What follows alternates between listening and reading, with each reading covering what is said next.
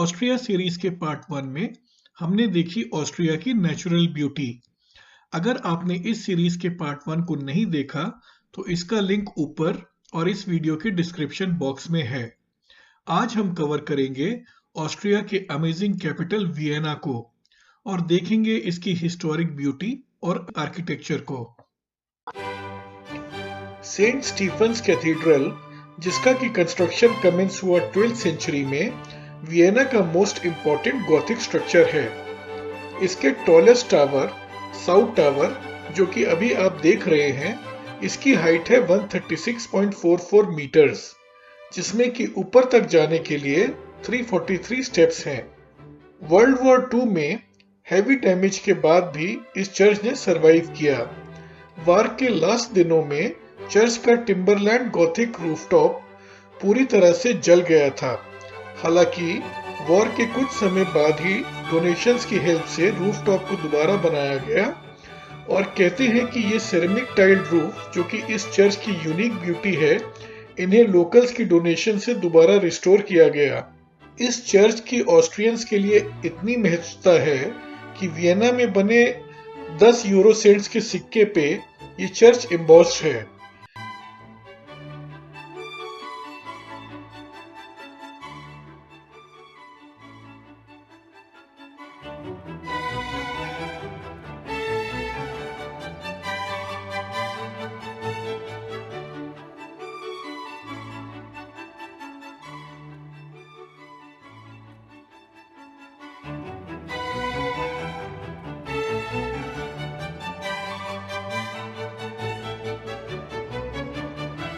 Mozart the great music composer की marriage भी यहीं 1782 में हुई थी और अनफॉर्चुनेटली सिर्फ 9 साल बाद मोजार्ट की डेथ के बाद उनकी फ्यूनरल प्रेयर्स भी इसी कैथीड्रल में हुई थी।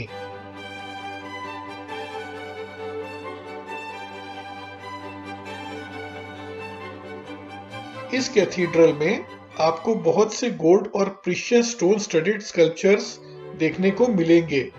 कहते हैं कि वर्ल्ड वॉर 2 में बॉम्बिंग से पहले इस चर्च के ट्रेजर्स को बेसमेंट में छुपा दिया गया था, जिससे कि ये डैमेज होने से बच गए।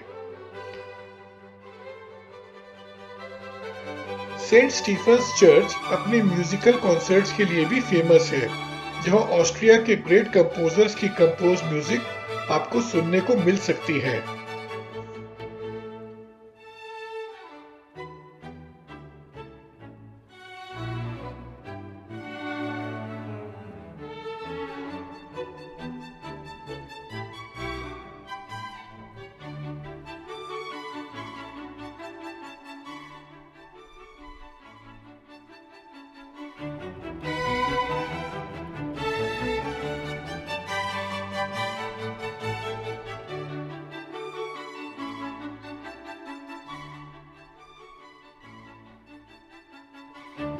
हैब्सबर्ग डायनेस्टी के इंपीरियल पैलेस को बोलते हैं द हॉफबर्ग। वियना के सेंटर में बना Hofburg palace complex 13th century से बनना शुरू हुआ और बाद में इसमें कई एक्सटेंशंस और एक्सपेंशंस हुए।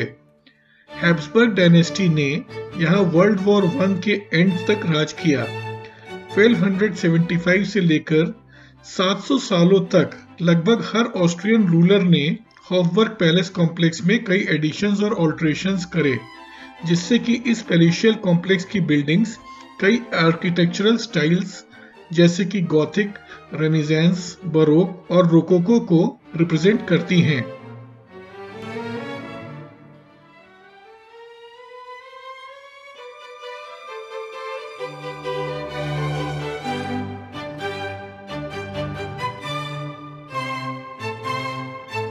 इंपीरियल्स के लाइफस्टाइल को दिखाने के लिए वैसे तो हॉफबर्ग पैलेस कॉम्प्लेक्स में imperial apartments, CC museum and the grand silver collection popular attractions हैं, बट यहाँ का सबसे इंटरेस्टिंग अट्रैक्शन है स्पेनिश राइडिंग स्कूल। यहाँ हॉर्सेस को 4 इयर्स की एज से कुछ इस तरह से ट्रेन किया जाता है कि उनकी बॉडी की स्ट्रेंथ और मेंटल एबिलिटी एक सुप्रीम एथलीट की तरह बन जाती है। अपने हॉर्सेस की यही स्किल्स स्पेनिश स्कूल को दुनिया के 4 बेस्ट हॉर्स राइडिंग एकेडमीज में से एक बनाती है। ये स्टैचू है एम्परर फ्रांस II/1 का। ये टाइटल आपको थोड़ा ऑड लगेगा सुनने में, बट ये 2 इंपीरियल टाइटल्स होल्डर थे। फ्रांस II का टाइटल इनके पास था as the last holy Roman emperor, और फ्रांस I का टाइटल इन्हें मिला as the first emperor of Austria.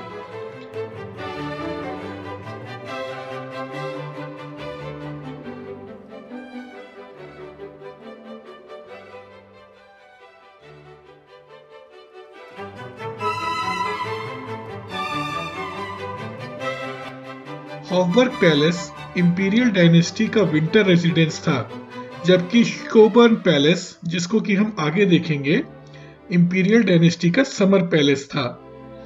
1946 से Hofburg palace president of Austria का ऑफिशियल रेजिडेंस और वर्कप्लेस है।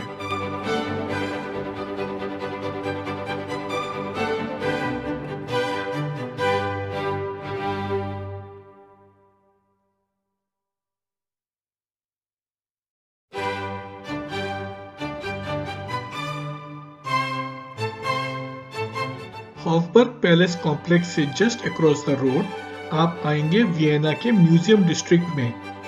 यहाँ आपको मिलेंगे 3 वर्ल्ड क्लास म्यूजियम्स।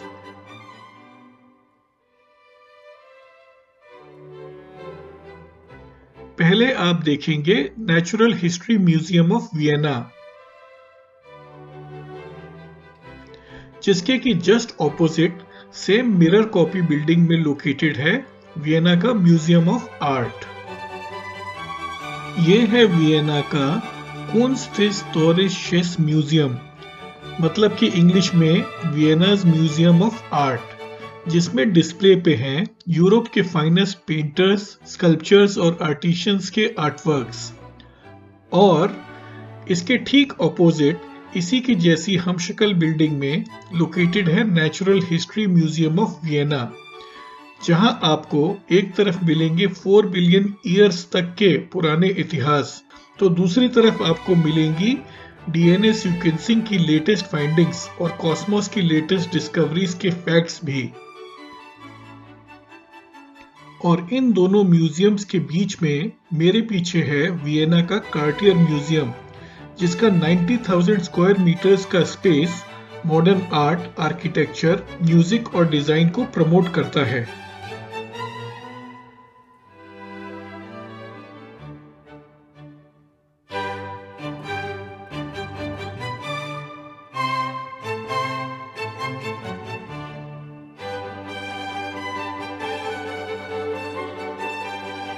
(1861 से 1869 में बनी वियना स्टेट ओपेरा की ये बिल्डिंग वियना रिंग रोड पे बनी पहली मेजर बिल्डिंग है।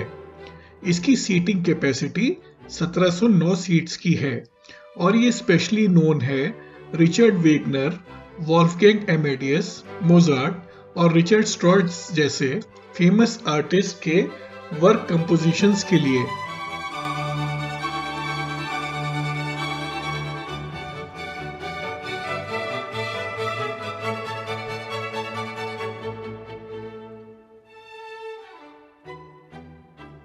अब हम आ गए हैं वियना सिटी के थोड़े आउटस्कर्ट्स पे, जहां लोकेटेड है declared UNESCO world heritage site Habsburg rulers का समर रेजिडेंस रह चुके ग्रैंड कॉर्बन पैलेस में।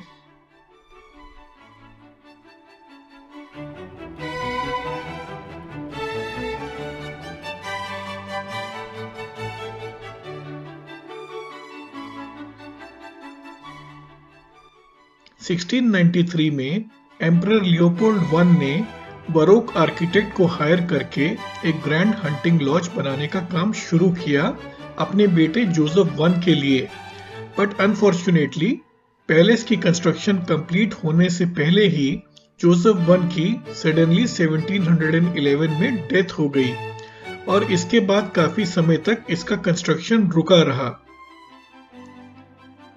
फिर ये पैलेस कुछ सालों तक जोसेफ की विडो विल्हेल्माइन एमिलिए के पोजीशन में रहा। फाइनली 1728 में एम्परर चार्ल्स VI ने इस पैलेस को एक्वायर करके अपनी डॉटर मारिया थेरेसा को गिफ्ट किया। ये वही मारिया थेरेसा हैं जो कि Frank Joseph to oblique one की मदर थीं, जिनका की स्टैचू हमने वियना में देखा था। मारिया थेरेसा को गार्डनिंग का बहुत शौक था और इनके पोजीशन में एक्चुअली जोसेफ वन के लिए बनाई गई ये हंटिंग लॉज एक फुल फ्लेज्ड पैलेस में कन्वर्ट हुई। हैब्सबर्ग मोनार्चिस के समर रेजिडेंस होने की वजह से ये जगह यूरोप के पॉलिटिकल और लीडिंग स्टेट्समैन को होस्ट करने के लिए एक पॉपुलर वेन्यू भी बनी। 1918 में मोनार्की खत्म होने पे इस पैलेस की ओनरशिप रिपब्लिक ऑफ ऑस्ट्रिया को ट्रांसफर कर दी गई। इसके ग्रैंड गार्डन्स जो आप देख रहे हैं, ये अप्रॉक्सीमेटली 1.1 स्क्वायर किलोमीटर्स में फैले हैं।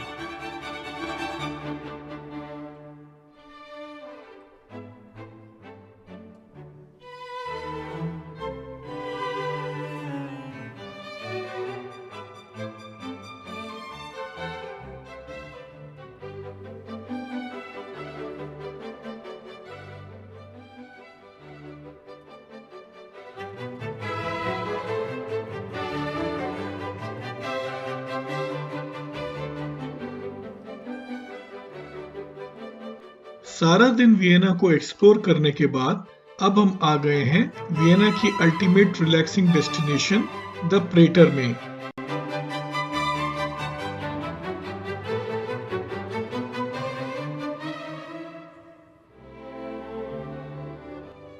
वियना का giant Ferris wheel emperor Franz Joseph की 50th जुबली सेलिब्रेशंस को सेलिब्रेट करने के लिए 21 जून 1897 में ही ऑपरेशनल हुआ था।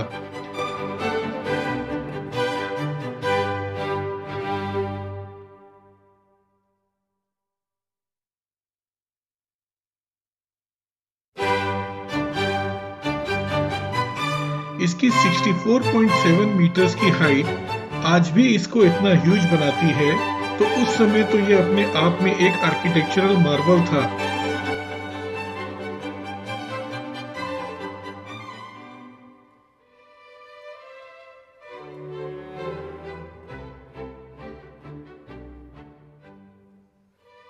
इस जायंट फेरिस व्हील का वेट 430 टन्स है।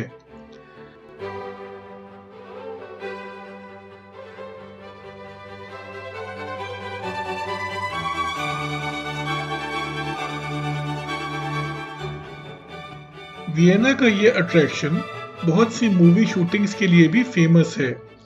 जेम्स बॉन्ड की फिल्म द लिविंग डेलाइट्स की शूटिंग भी यहीं हुई थी। शुरू में इस जायंट फेरिस व्हील में 30 केबिन्स थे, बट वर्ल्ड वॉर 2 के अटैक्स के बाद सेफ्टी रीजंस की वजह से इसके नंबर ऑफ केबिन्स को हाफ मतलब कि 15 कर दिया गया। आज एक इंटरेस्टिंग फैक्ट ये भी है कि इनमें से कुछ सिलेक्टेड केबिन्स में आप multi course candle light lunch या डिनर भी कर सकते हैं, जिसमें कि हर एक राउंड पूरा होने पर जब आप नीचे आते हैं तो आपको एक नई डिश सर्व करी जाती है।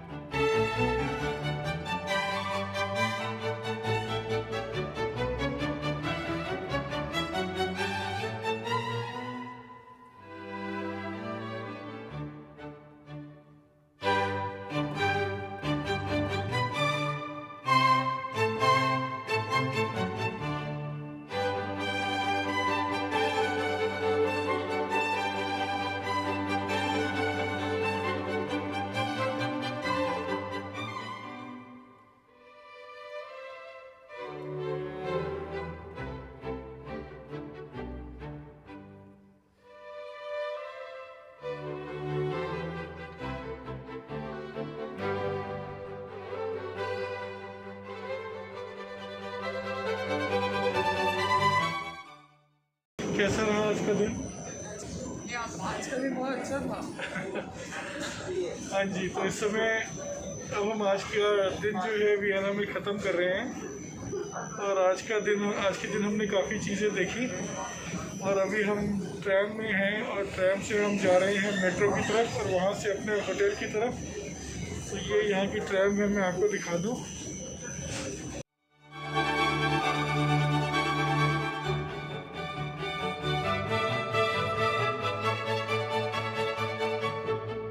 उम्मीद है कि आपको ऑस्ट्रिया सीरीज पसंद आई होगी।